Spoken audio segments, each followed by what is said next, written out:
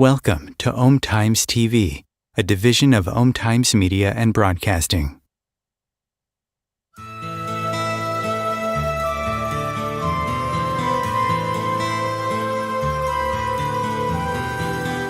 Welcome to What is Going Om, for new thought from the edge of Om.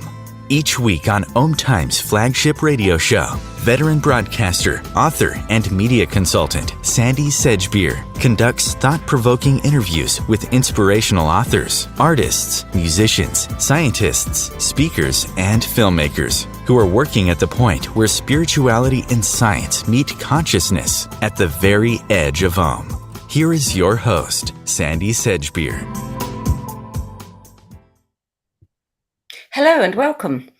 Back in the early 1930s, when Louise Hay, author of the best-selling book You Can Heal Your Life, was just about learning to read and write, a British medical doctor, pathologist, bacteriologist, and homeopath published a book called Heal Thyself, which claimed that we're all endowed with the wisdom, knowledge, and intuition to create happiness, joy, and health in our lives.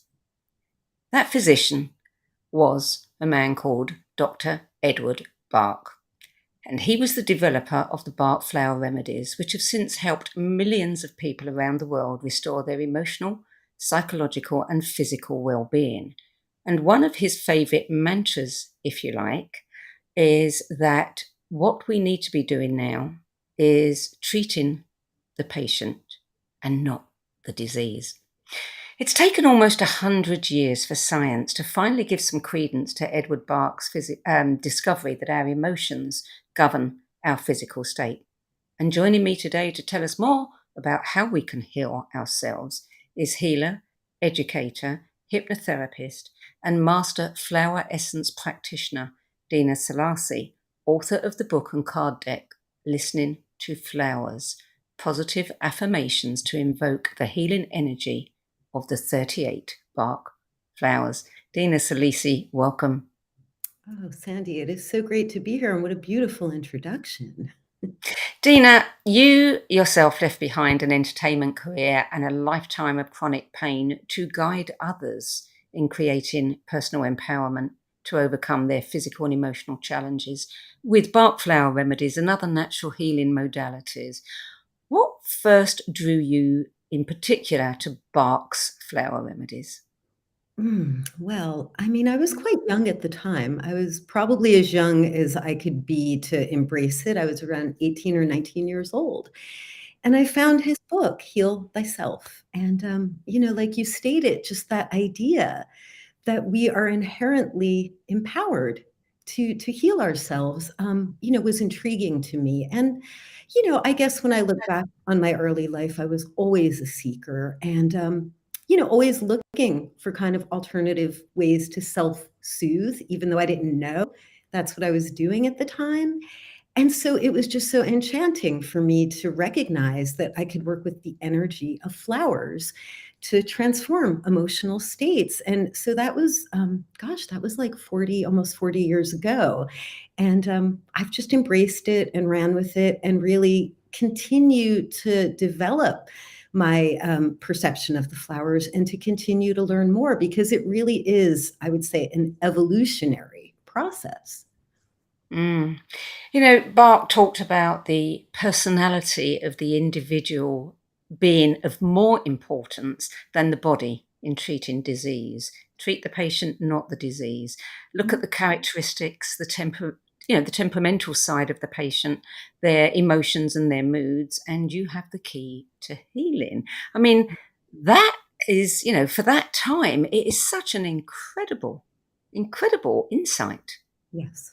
Yeah. He was a revolutionary. And, he was really going against the grain of his colleagues, right? The medical establishment, such that they did toward, while he was doing these writings and these speakings about flower essences, they did threaten to take his medical license away. And he told them, go ahead. And then they never did. So interesting, really interesting. Yeah. Yeah, but at the same time, before the flowers came Mhm. homeopathy, and Right. he was the first person to actually create a vaccine Yeah. out of bacteria in the gut, which he thought was, probably responsible for many health, ailments, and ultimately that was so successful that the establishment accepted that.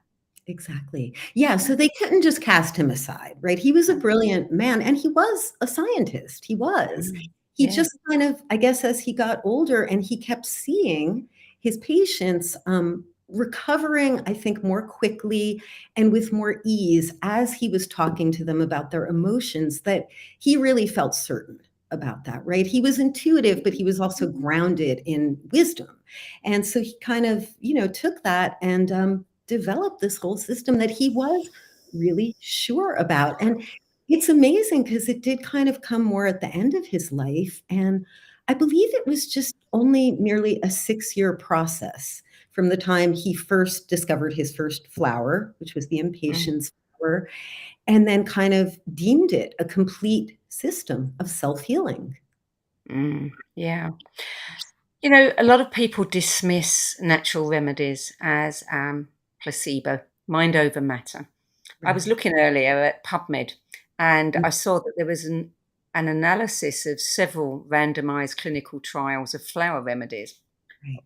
and all but one of them were placebo controlled, Mhm. and they failed to demonstrate efficacy.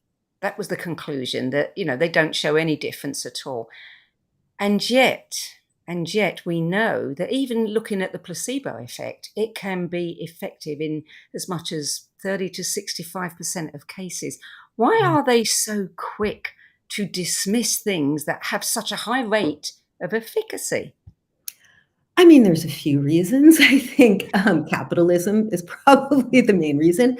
But I do think, too, when we're working with energy medicines and when we're working with spirituality and when we're working with humanity, it's really hard to track it. It's hard to track the growth and the progress. Like, that's easy for me to do because I work with clients and I see them several times and I keep notes. So just like Bach, over the course of seeing a client, could be a few months, could be a few years, we can really look back at their growth and how they've healed. But so Mm. the same is not said when you're doing clinical trials, right? It's like you don't have that space to reflect. And I think that that's a really important point when we're doing psychospiritual healing, when we're relying on the agents of nature.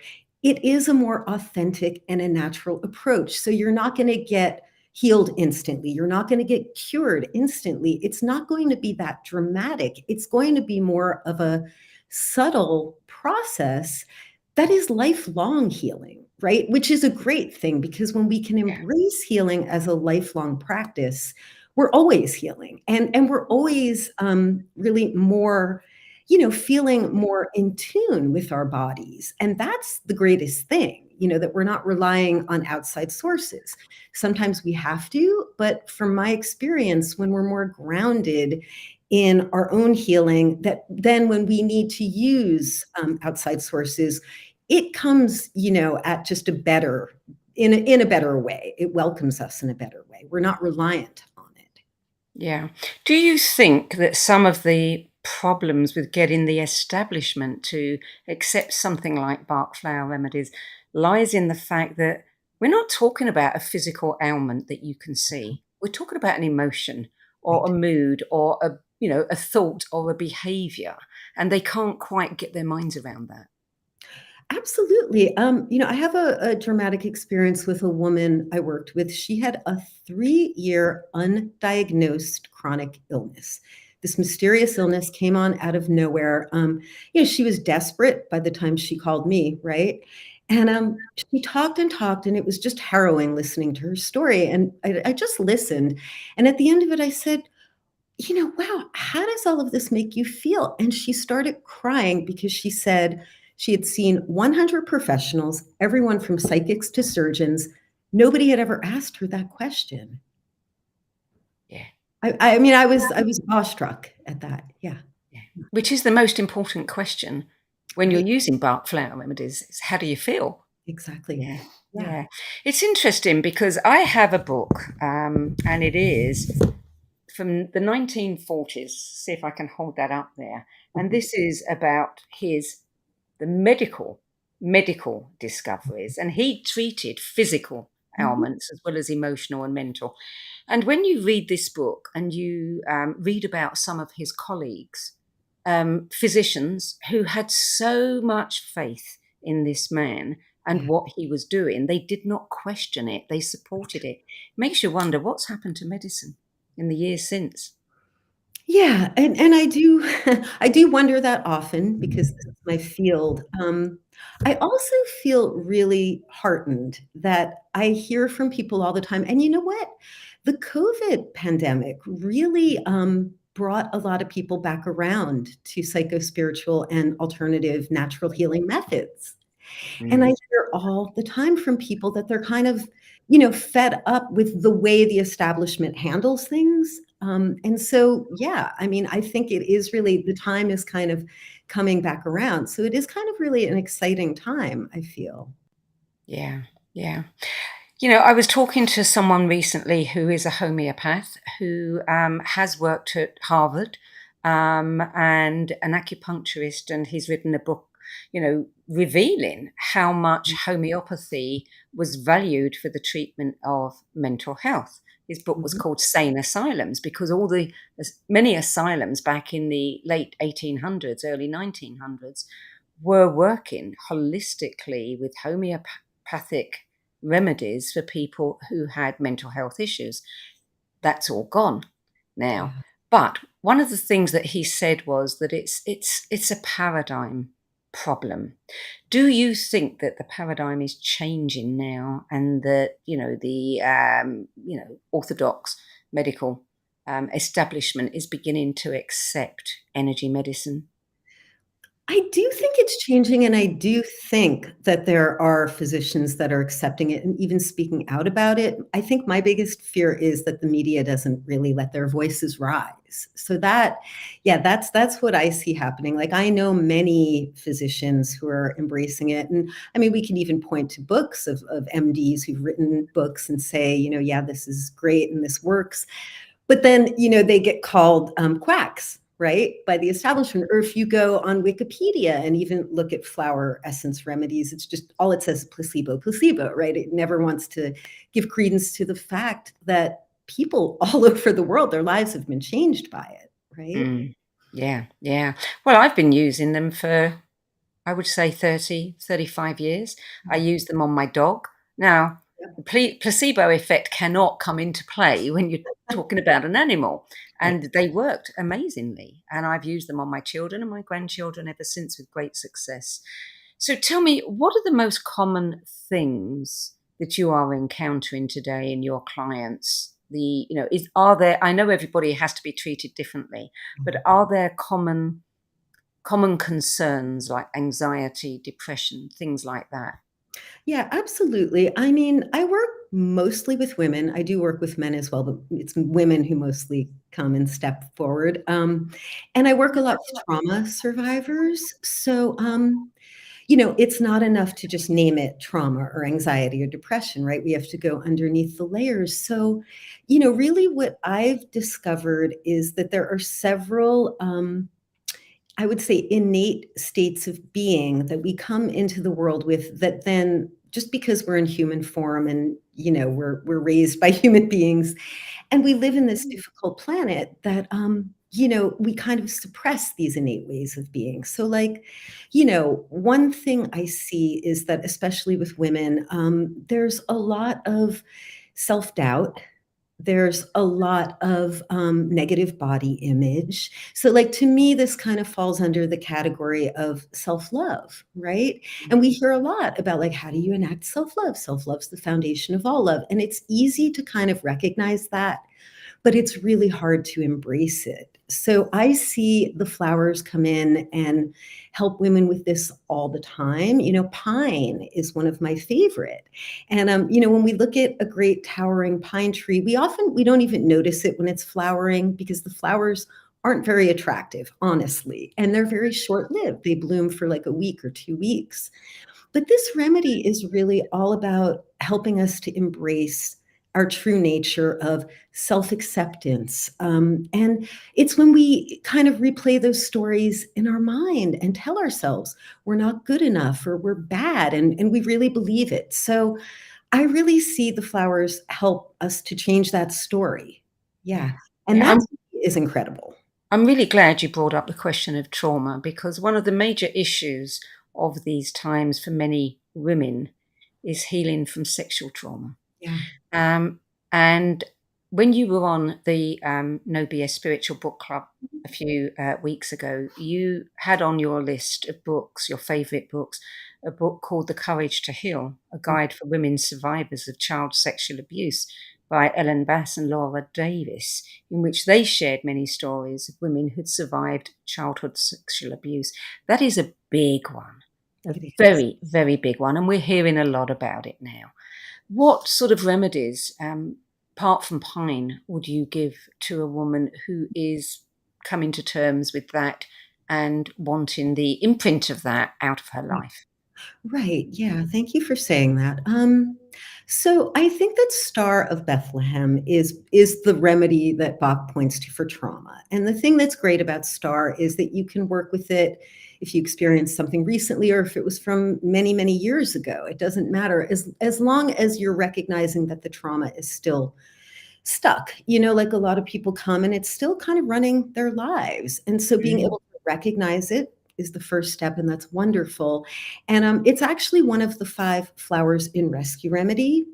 And so often what I'll do is when people are really entrenched in trauma, like they just can't see a way out of it, but they know they want to heal, I might give them rescue remedy for a week to just kind of work with that to open the layer.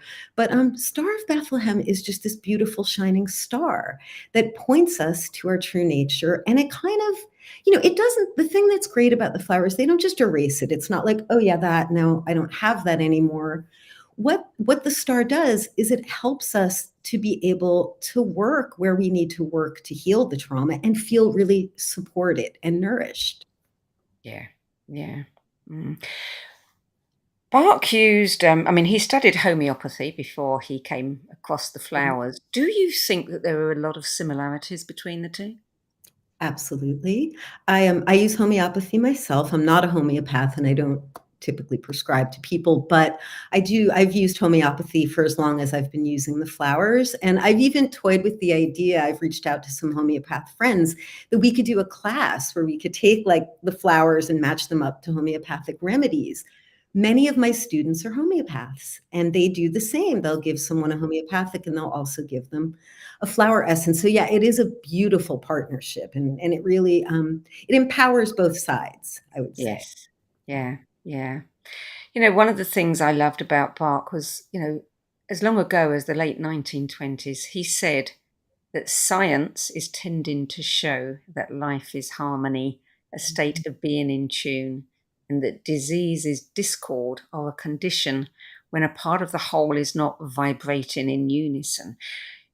Science in his day may well have started tending to show that, but I think it kind of disappeared, over many decades since then, because we're only beginning to come back to that right now, aren't we?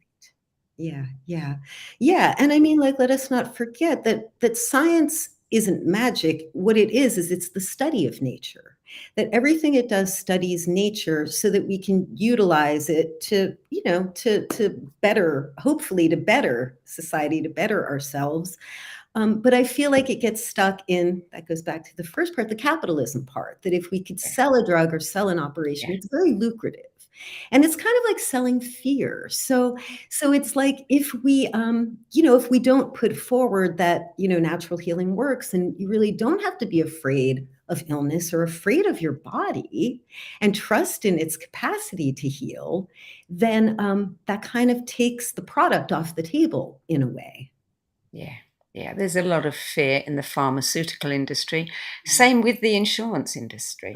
Right. What they're selling is fear. Yeah. Yeah. Yeah, yeah. And it's interesting too that it's taken, again, over 100 years for medicine to start recognizing what Bach knew early on is the importance of the gut microbiome. Right. Yeah, and like you pointed to, that's kind of where he started out as a Mm, bacteriologist, and, yeah. yeah, yeah, like, just what great research we've had in that 100 years. Do you use it for physical ailments? If somebody came to you and said, I've got a problem going on in my gut and I don't know how Mhm. to resolve it, would you give them a flower remedy? Well, I would, but it wouldn't be based on their what they're experiencing physically. I wanna give people the opportunity to, of course, talk about what they're experiencing physically, because it's important. We are in physical bodies, and sometimes it's painful, and that's real. We're experiencing pain, that's real. It's not in your mind. So, we have to kind of, like, dig through all of that, and then by the end of a session, like, we'll get to, like, well, how does it make me feel? Or what, maybe we can dial it back, like, what was going on when this started? And a lot of Mm, times the light bulb will go off. They'll be like, "Oh, yeah, that really happened to me in my life." And then suddenly, I have a backache, or, I have a stomach problem. And then we can kind of treat it from there. And I've had that with so many people. I mean, one of my most dramatic results was with a woman who had MS. And I mean, we've all heard, MS, she was bedridden when she came to me. And, she couldn't get out of bed, literally. She was literally in bed the first time I saw her. And I worked with her for about 4 months. by the end of it, she first of all, she connected the physical ailment to when she lost her job and she felt powerless. And she was a woman who really liked control. Many of us like control. And so we worked on the control part. We didn't talk about her body at all. I wasn't like, well, so how, what are you doing with your doctor? It was like she had her doctor and she had me, and we worked on the control issue. By the end of 4 months, she was only in bed one day a week because she chose to rest. And she took on a job that was, working with other people, helping them to heal from MS. So it was such a dramatic transformation. I never talked to her about her physical ailment. Yeah, it's interesting, isn't it? I mean, we may get something going on with our gut, and we often do not think that it is an emotional issue. Yeah, Apart from things like IBS, which are associated with stress, right. and they rarely have a cure for, but that could be treated with flower remedies. Yeah, and even the word stress, like you said at the beginning, emotions, like they're mysterious, they're energy. So we can say we have an emotion, but it's hard to prove it because it's invisible, right? You're saying, I feel this way. And then stress, like what even is it? They say it's the number one killer, but we don't even see it. And oftentimes we don't even know we're stuck in it, right? We just kind of go about our lives Mm. thinking we're managing it, but we're not until our bodies give us the signals. So I see the physical ailment as like the wake up bell, the signal for, okay, now you need to look within. And that's how I work with myself. Like just when a physical ailment comes up, and you spoke of Louise Hay at the beginning, and this connects the affirmation part, like I might feel my physical ailment. Sometimes the first thing I do before I reflect on the emotion is I'll pick up the Louise Hay book and look at the physical ailment and then connect it to the affirmation. And then that'll help me to understand, oh, yeah, maybe the burdens I'm carrying are too much. And then I'll look at the emotions. Then I'll give myself maybe a flower remedy for it. So, yeah, the words, the spoken word starts to change the story. And then the flower is the energy medicine that sort of tends to the story and kind of opens it up. Mm. There have been many books written about the flower remedies, listing the remedies and what kind of, emotions and thoughts and things that it will help with. But your one, which is your new book and card deck, which I'll show our viewers now, is listening to flowers. And you're looking at the affirmations, positive affirmations to invoke the healing energy. How can a positive affirmation invoke the healing energy? Yeah. Well, I think just like I said, it starts to change your story. And the way it does this is that each affirmation I wrote specifically connects to the healing quality of each flower. So it's not just randomly, like feel good affirmations. They're very specific to each flower. So, when I give somebody a combination flower remedy, there might be up to 7 flowers in it. And I tell them to use the affirmations that correspond to each flower.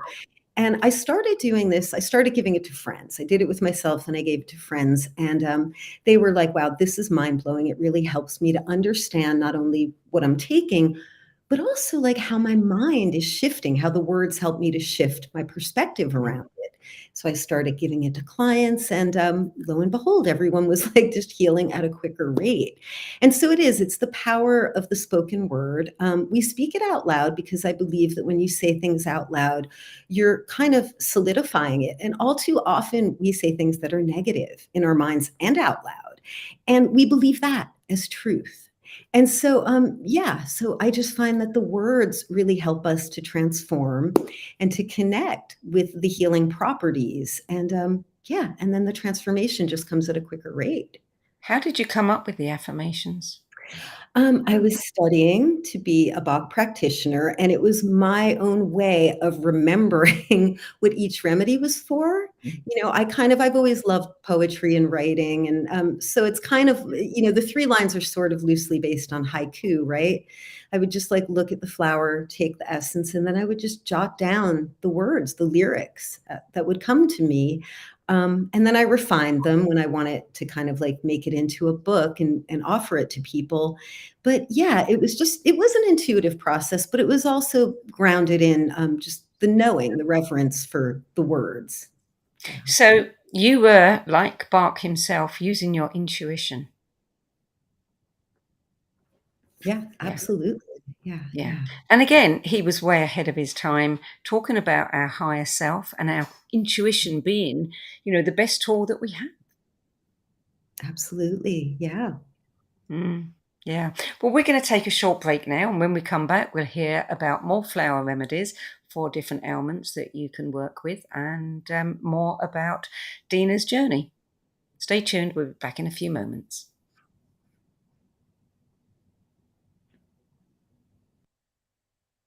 Om Times TV.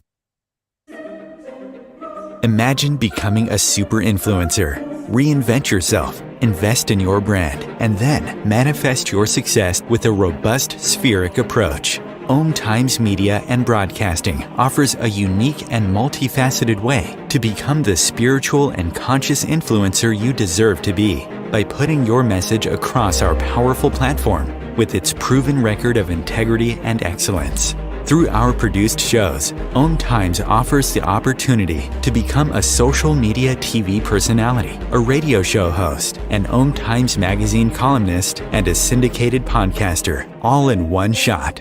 By live streaming your show on Om Times TV and broadcasting it across the extensive Om Times radio and TV networks, you become more than a host. You become an ambassador and a force for positive change. Om Times. Open yourself to the possibilities.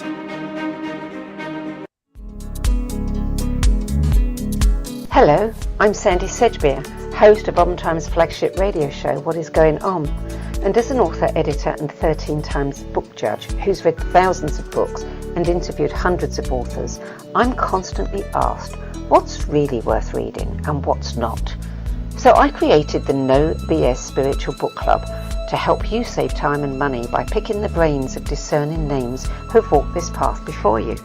There's no catch, no fees, and no BS, just an ever-growing library of 10 best spiritual book lists from some of your favourite authors and teachers, plus free book excerpts, audios, and video interviews with people like Don Miguel Ruiz Jr., David G., Lee Harris, Mark Nepo, and more. From well-known classics to hidden gems you've never heard of, it's the only no BS guide to the best spiritual books to enlighten your journey of self-discovery. So why not join the club? Get inspired and save money at the nobsspiritualbookclub.com. There are 16 million children struggling with hunger in America. That's 1 in 5 daughters, sons, neighbors, and classmates who don't know where their next meal is coming from. Yet billions of pounds of good food go to waste every year. It's time we do something about it. Feeding America is a nationwide network of food banks that helps provide meals to millions of kids and families in need. Visit feedingamerica.org to help them feed even more. Together, we can solve hunger. Together, we're feeding America. Welcome back. Dina Saalisi, before the break, we spoke about you being on the No BS Spiritual Book Club a few weeks ago. Another one of the books that was one of your favourites was the German Flower, by the German flower therapy practitioner, Mechthild Schäfer, in which she interprets the 38 Bach flower remedies from a more contemporary psychospiritual exploration. You said that her words helped you expand your awareness of how deeply the remedies affect us at the soul level. Tell me more about the soul level and how one can use flower remedies in that regard. Yeah. Well, yeah, this book was and is still important to me because she really does, look into each flower and look with more depth. She's a psychologist, so she looks with more depth into the spiritual and the emotional relevancy of each flower. And so, yeah, our soul journey. I mean, when I think of just nature and flowers specifically, it's like they are part of our soul experience. They're so miraculous. And, we're used to them because they're part of humanity ever since the dawn of time. And they just grow. And so I believe that that is part of our soul journey, is to be connected to nature. And, the more we can rest into this, the more, our soul experience becomes enlivened. And so, again, that goes back to the piece of like the soul's invisible, it's not provable. Yet, so many of us know, we know it's there. We know we have a higher purpose. We know that the birds sing for a reason, that there's this, I think that's the looking inward piece, and that's what I love so much about flower therapy is it asks us to reflect inwardly. We're not just saying, this hurts, how can I make it stop? We're saying, this hurts, and where does that come from, and how can I grow? So I think that's the sole purpose, is like looking at how we can grow from the experience, whether it's bad, good, and everything in between. If I said to you, I really want to deepen a connection with my higher self, my soul, I would like to develop whatever gifts I might have, intuitive, whatever. What sort of remedies would you suggest? Yeah, well, Serato is the flower that is for developing your intuition. And so we like to look at the challenge first because it's not enough to say I'd like to have better intuition, like what gets in the way of that. And so if you're somebody who questions your inner knowing, right? And we have that a lot, and that goes back to the trauma part too. Like when we've experienced trauma, often we don't know what's right or wrong, especially if it came at an early age. So this is often a first step that I'll use with people if they're questioning themselves, like, oh, I just don't know. And I always go outside of myself to ask others for advice, or I'm always Googling, right? Like Googling is a verb now in our dictionary, in our modern dictionary, and it means to look outside of yourself for the answers. Sure, sometimes we have to research and we have to reflect outside, but it's the inner knowing that's always going to put you in the right direction. So the Serato remedy helps you to embrace the truth of your inner knowing and to really trust it, I would say. So to trust that it's alive within you and that it's real, right? Because like when we don't embrace our inner knowing, then we are always reliant on outside sources, and that often doesn't serve us well. Mm, yeah. You spoke earlier about how many people since the pandemic are beginning to look at more natural remedies. Um, Many people turn to homeopathy to help ward off some or ease some of the symptoms of COVID. Um, would flower remedies help in the same way if somebody is afraid of COVID still? Absolutely. One of the remedies that I saw, especially in the early days, like when we were all in lockdown, was aspen. And aspen is one of the fear remedies, and it's for fear without of fear with no known reason. So sort of that feeling of just like utter fear, but we don't really know why. And even though we knew it was like we don't want to get sick, nobody really knew what was happening. And so there was a lot of like fear of the unknown going on. And so I prescribed a lot of aspen. I took it myself. And that really helped people to recognize like their inner strength, their courage, so that then they can kind of deal with that, with what we were all dealing with. So, yes, I mean, I used a lot of flower remedies during the pandemic. And what I saw was that, many of us, we did have to kind of rely on pharmaceuticals. We worked with vaccine, and even that was a little fearful because it was new and a lot of us were uncertain and we wanted to be able to use it, but we also wanted to feel safe in it. And so what I noticed was that like people who were using the vaccine but were afraid of it, they weren't doing well. Like, they would still get sick and they would, you know what I mean? And so it was like my job to kind of like, well, you made this decision, you're gonna take the vaccine. Now, how can we kind of work with the fear aspect so that you're getting the most of all of the healing? Mm, yeah, yeah. You offer information in your book on how to set deeper intentions. Mhm. How would you do that with a flower remedy?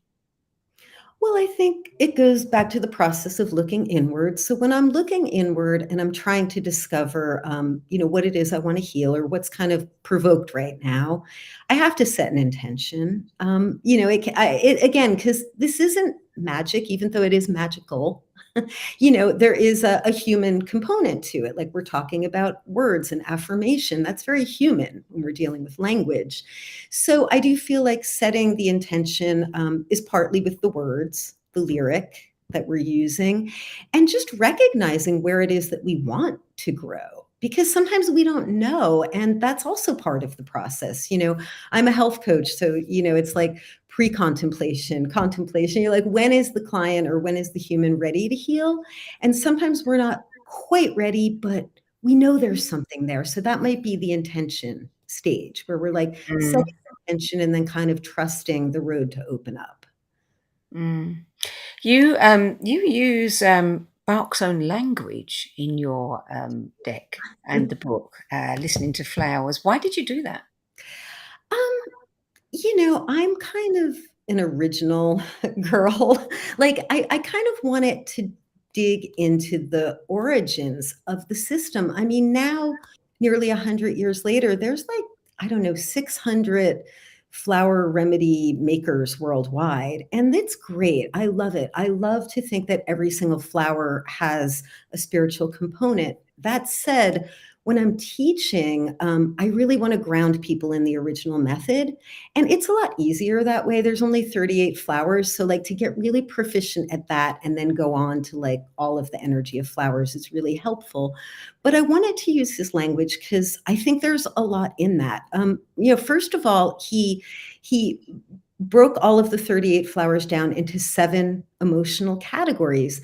And I do believe that I'm the only book that breaks it down into the emotional categories. And I'm amazed at that because I'm like, it helps people. And I teach it based on the categories. So the first category is fear. And so whenever I teach a course, we start with fear. Well, what a relevant category. And right away, people can dig into that. So it's like then when you're working with somebody, if they have fear, I can automatically think of those 5 flowers. I don't have to like sort through all the flowers. That's not to say that other flowers wouldn't help with fear, but these are like, the 5 originals. So yes, I wanted to use his language to kind of ground everyone in his original wisdom. Well, there's something too about the grace and the dignity of the way people used to speak back then. That adds some kind of gravitas to it. Yeah. Yeah. Yeah. So, if I were to only have one flower remedy in the house, Uh-huh. and I knew I needed to take something else, Mhm. could I set an intention that that flower remedy that I've got would have the same effect as the one that I can't get a hold of at that moment? Probably not. And I say that because so like, there's 3 reasons a flower remedy doesn't work because sometimes people come and they say, it didn't do its trick.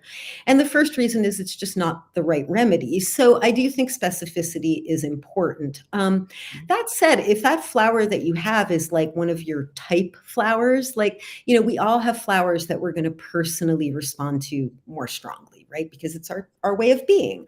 Like for instance, I am an impatience flower. So what that means is I'm very quick acting. My mind moves really fast. Well, sure, I have a bottle of impatience in my medicine cabinet because I can fall into that state quite quickly. So I could just take the 2 drops and then it'll kind of like resolve really quick because I'm not ever going to rid myself of that way of being, nor would I want to. It serves me in a lot of ways. So, yeah, if you have a type remedy that kind of works for you over and over and there's sort of a thing that gets, provoked in you, that's great. But if you're sensing that, oh, there's something deeper here, like it's not just my impatience way of being, maybe I'm more irritable than usual, then I'll kind of need to revisit the list and kind of look at, what's provoking that irritability. So when you talk about having, your own flower, it's a bit like the constitutional in homeopathics, where there is a constitutional that, is the best one for you and your particular Mhm. makeup.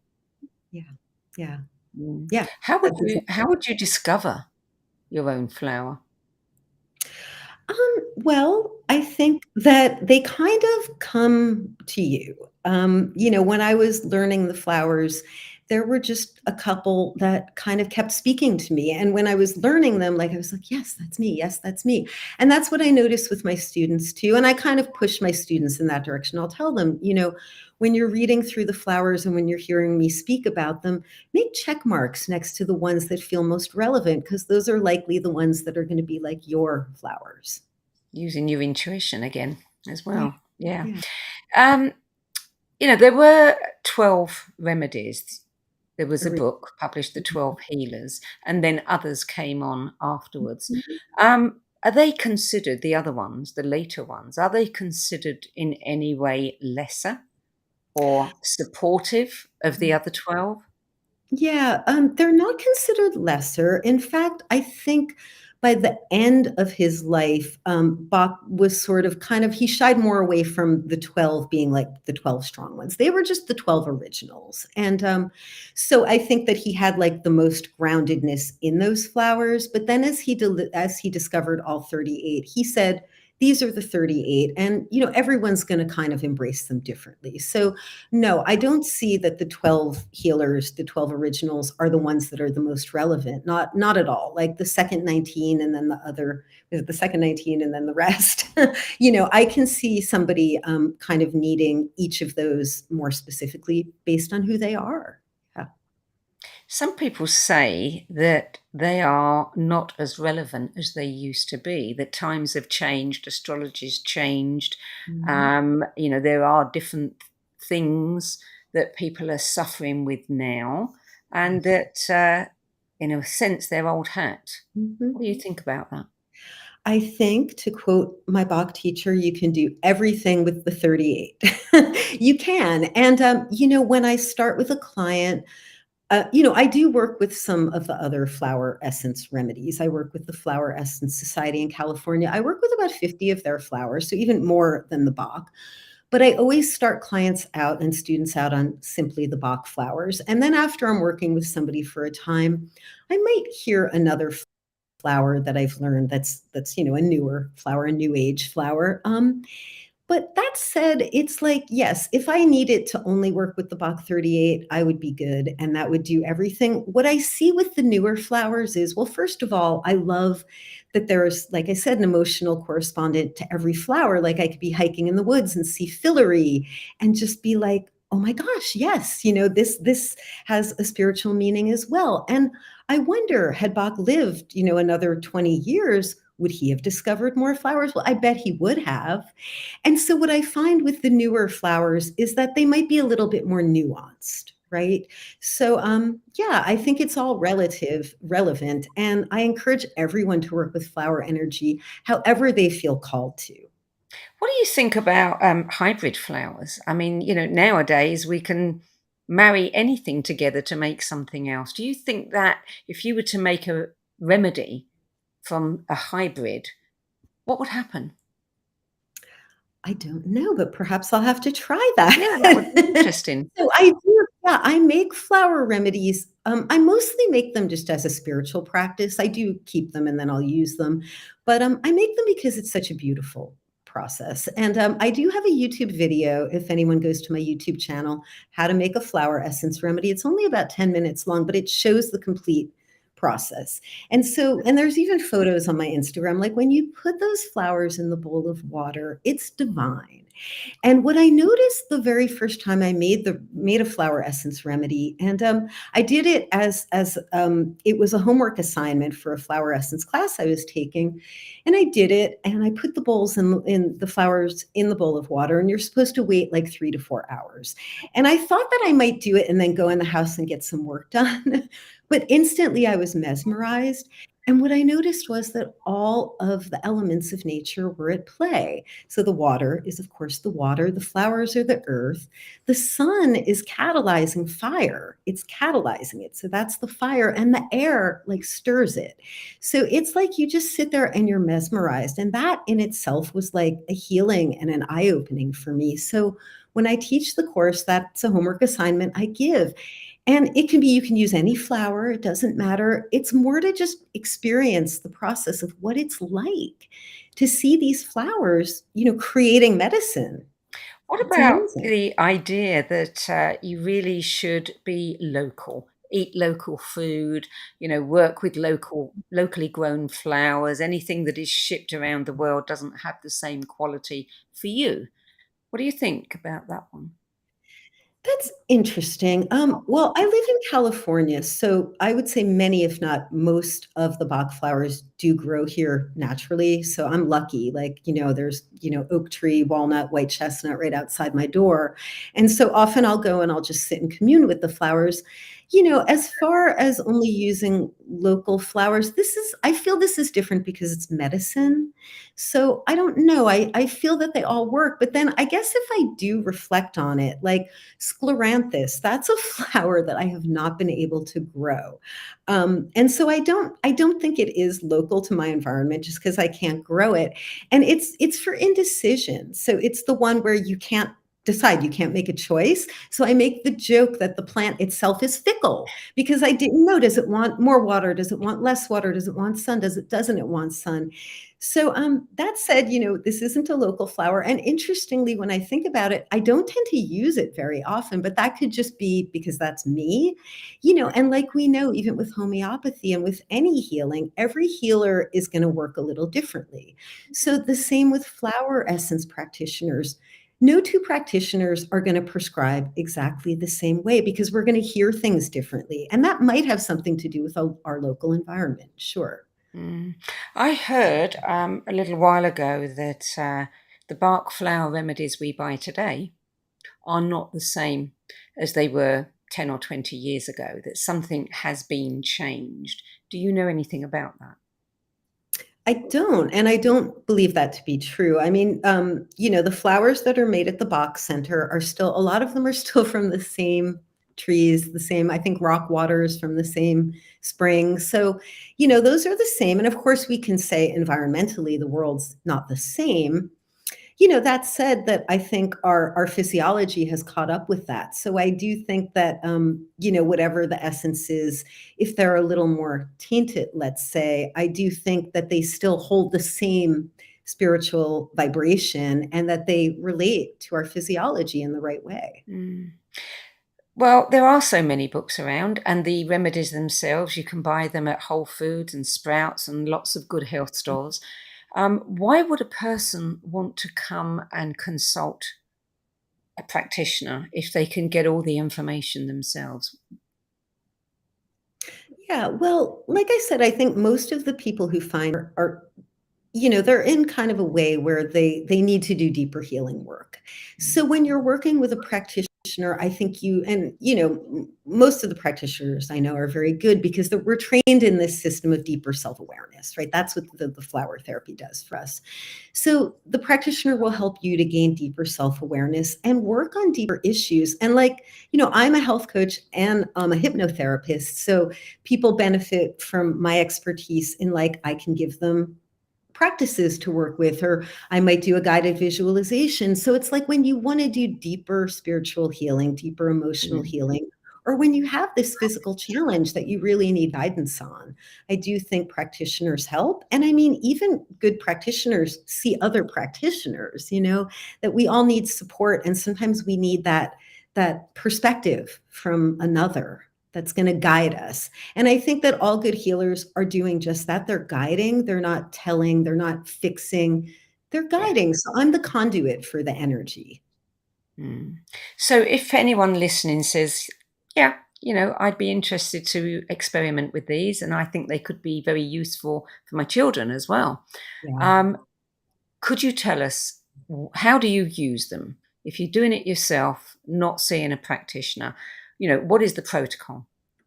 Right. Well, Bach meant it to be a self-help system first and foremost.